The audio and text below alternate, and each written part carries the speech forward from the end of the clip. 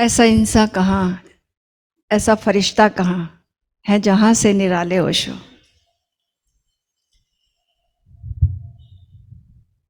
क्यों है निराले वो और क्यों है वो फरिश्ते?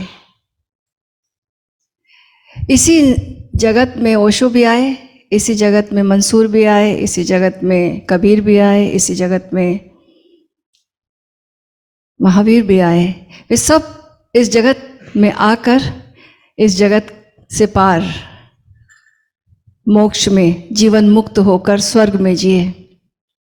और इसी जगत में हम भी जीते हैं और हम जीवन को, हमारा जीवन हम सब जानते हैं कैसा है, कितनी भिन्नता है उनमें और हम में। किस्मत को दोष दे या गफलत को अपनी यारो, कई मंसूर और रूमी इसी जहां में संभल गए। किस्मत को दोष सामान्य आदमी देता है और जो साधना शुरू करता है वो गफलत को, अपनी मूर्छा को दोष देता है।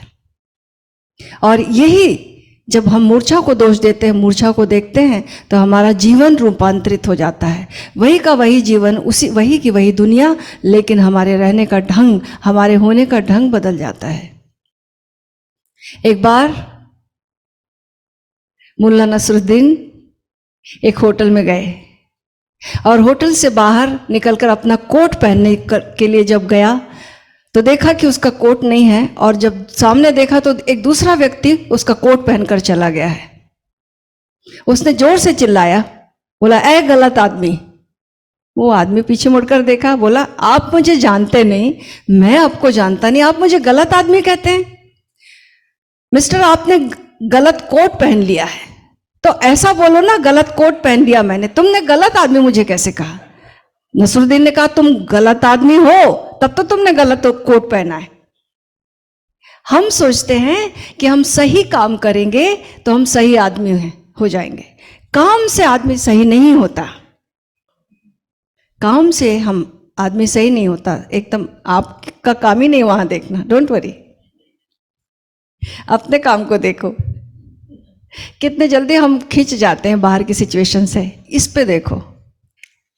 तो काम से हम अपने काम को सुधारने लग जाते हैं, और काम को जब सुधारने लग जाते तो सोचते कि हम सुधर जाएंगे, हम नहीं सुधरेंगे। सदगुरु ओशो एक घटना का वर्णन करते हैं। उनके गांव में एक रंगरेज था, खुदा बख्श नाम था उनका, और ओशो को उसकी रंगाई देखने का बड़ा शौक था। वो रंगने की कला, उसको कैसे वो रंगता वो देखकर बहुत उन्हें अच्छा लगता, और उसके पास वो जाकर बैठते थे। तो उनके पास जब भी कोई महिलाएं आती और कहती कि हमें फलाना रंग में रंग दो, कोई कहती कि मुझे हरा रंग रंग दो, कोई कहती कि मुझे प्याजी रंग में रंग दो, कोई कहती मुझे मोरपंखी रंग में रंग दो मेरी ओढ़नी को, मुझे नहीं।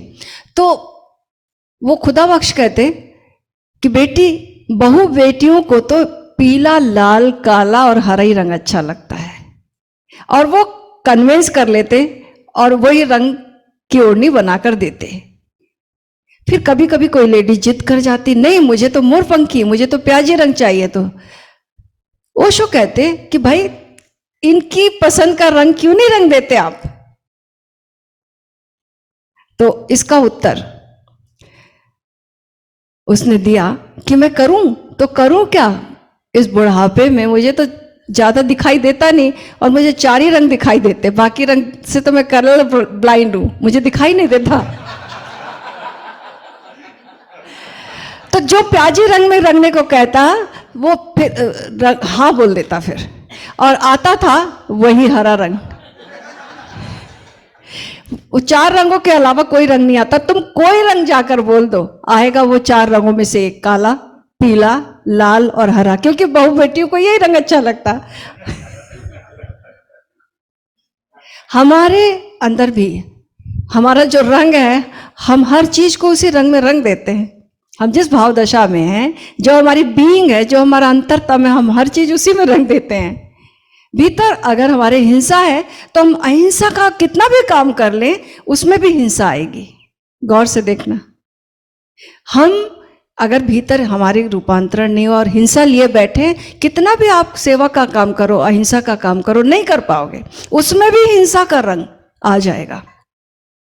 करुणा कितनी भी कर लो, भीतर अगर क्रोध है तो उसमें भी क्रोध आ जाएगा। नाम बदल दोगे, बोलोगे आक्रोश कर रहे हैं, रोष कर रहे हैं, अरे नहीं, क्रोध का रंग ही तो दोगे तुम, क्योंकि भीतर क्रोध है। कितनी भी करुणा करो, क्रोध के रूप में ही आएगी, छद्म वेश में छुपी हुई। कितनी भी विनम्रता साधो, भीतर का जो अहंकार है वो प्रकट होगा ही होगा।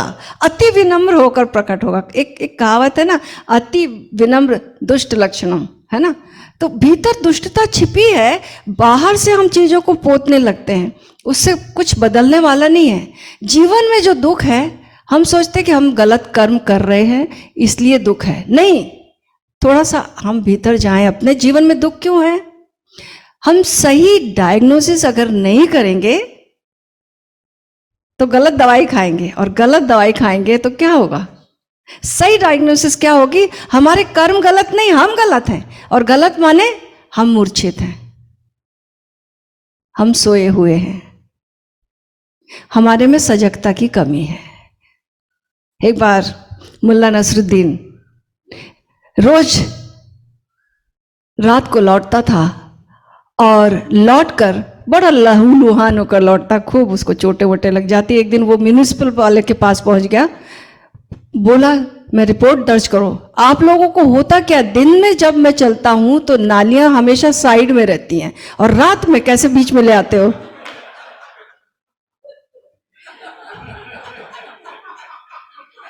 नालियां रात में बीच में आ जाती, क्योंकि बेहोश आदमी कितना भी संभले नाली में गिरेगा।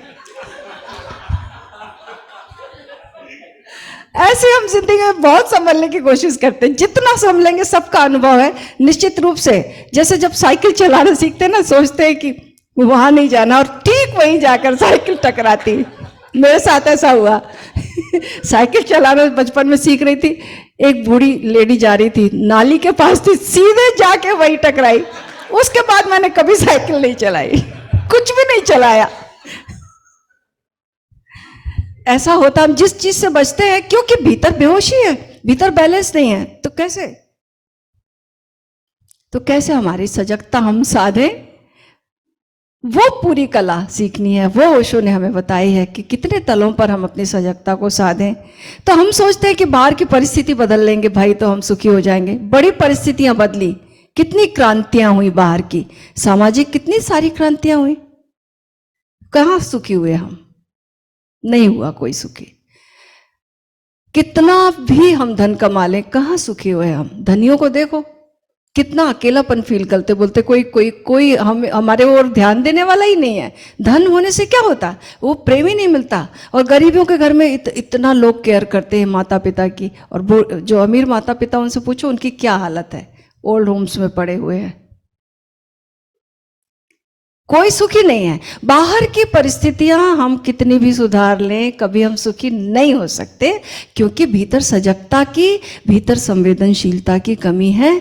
असली डायग्नोसिस वहां करनी है और वहां इलाज करना है, और वो इलाज बाहर की परिस्थितियां सुधारने से नहीं, वहां सजगता साधना, तथाता साधना, प्रज्ञा साधना, साक्षी में रहना, ये सजगता को ऐसे।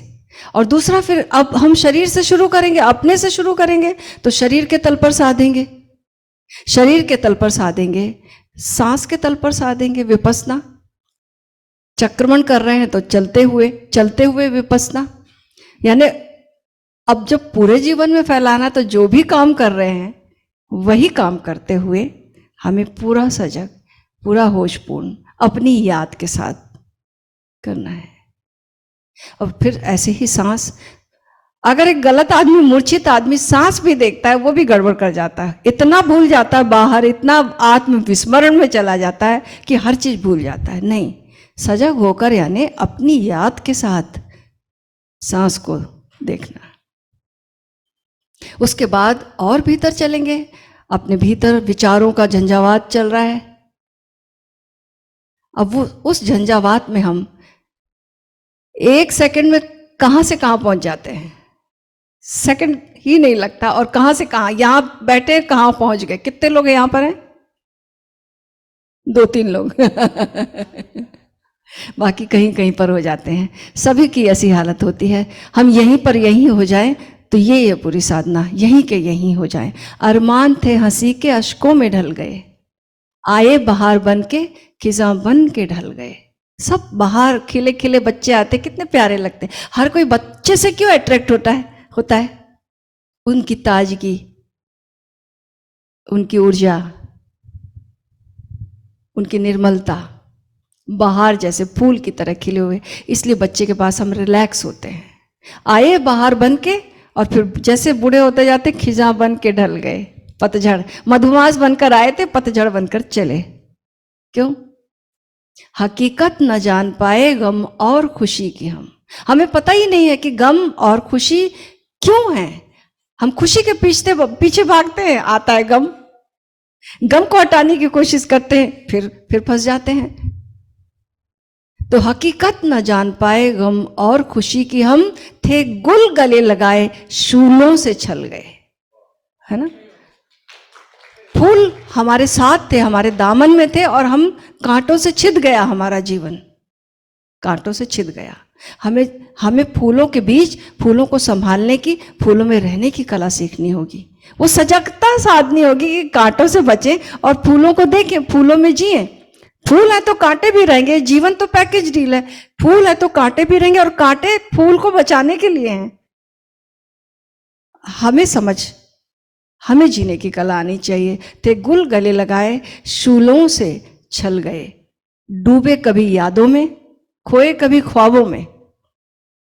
डूबे कभी यादों में, खोए कभी ख्वाबों में, दो कलों में आज के बर्बाद पल गए। है ना? हमेशा सोचते हैं खुशी कल मिलेगी, आज खट लो, आज कर लो, ये कल आएगी खुशी। है ना? आज का जो खुशी का जो आनंद का पल था, आनंद कहाँ है? खुशी का वर्तमान में होने में है। और हम कल कल कल, पास्ट कल, फ्यूचर कल। पास्ट कल में क्या? हम दुखों को ही कुरेदते। हमारी जुगाली करने की क्या आदत है? दुखों को याद करना, सुखों को याद नहीं करते। कभी कोई आनंद के पल मिले उसको हम रीलिव नहीं करते। जो दुख दिया था, उसने एक गाली दी थी, हमने 50 बार वही गाली खाई, सोच सोच के 50 बार उसको बार बार सोचा, बार बार वही गाली खाई। उसने तो एक ही बार दी थी। तो हमारी ये आदत हम बदलें, इसमें भी सजगता लाएं। तो दो कलों में आज के बर्बाद पल गए। फिर नजरें तो टिकी हुई थी चांद और सितारों पर, नजरें तो टिकी हुई थी चांद और सितारों पर, खुद अपने ही आंगन की जमीन पर फिसल गए। हमेशा परमात्मा दूर है, आकाश में परमात्मा दूर दूर बैठा हुआ है, और अपने आप से दूर चले जाते हैं। और जितना अपने से दूर जाते हैं, उतना बहकना, उतना फिसलना, उतना दुख में जाना होता है। किस्मत को दोष दे या गफलत को अपनी यारो, किस्मत को दोष दे या गफलत को अपनी यारो, कई मंसूर और रूमी इसी जहां में संभल गए। उनके पास भी वही परिस्थितियां। मीरा के जीवन में भी उतनी मृत्युएं हुई, हमारे जीवन में भी होती। हम पागल खाने में होते, मीरा जो है इस भवता सागर से पार चली गई। घटनाएं वही की वही हैं। पत्ते हम भी देखते हैं गिरते हुए, हमारे को कुछ नहीं होता, लेकिन लाओ त्सु उस गिरते हुए पत्ते को देखकर ज्ञान को उपलब्ध हो जाता है। क्यों? क्योंकि वो अपनी गफलत के प्रति जागरूक हो गए हैं। वे लोग अपनी मूर्छा के प्रति जागरूक हो गए। हम गलत आदमी हैं, इसलिए हमसे कर्म गलत निकलते। बस एक बात याद रखना, कर्म को नहीं सुधारना, स्वयं को सुधारना। और स्वयं को सुधारने का मतलब सजगता साधनी, संवेदनशीलता साधनी। सुधार अपने आप होगा, अंतस अपने आप बदलेगा। अंतस बदलेगा तो आचरण अपने आप सुंदर प्रकट होगा। कर्म वही शुभ है, कर्म वही सुंदर है जिसको करके पछताना ना पड़े। बस एक सूत्र याद रखना, जो काम करके हमें पछताना नहीं पड़े वो कर्म शुभ है। और जिस काम को करके हमारी बींग खिलती है, आनंद आता है, वही काम परमात्मा का काम है। बस ऐसे कर्मों के प्रति अट्रैक्ट होना, जिसमें हमें आनंद मिलता है, जिसमें हमें, जिसको करके हमें पछताना नहीं पड़ता, और भीतर से सजगता। साधना, बाहर साधने से कुछ भी नहीं होता।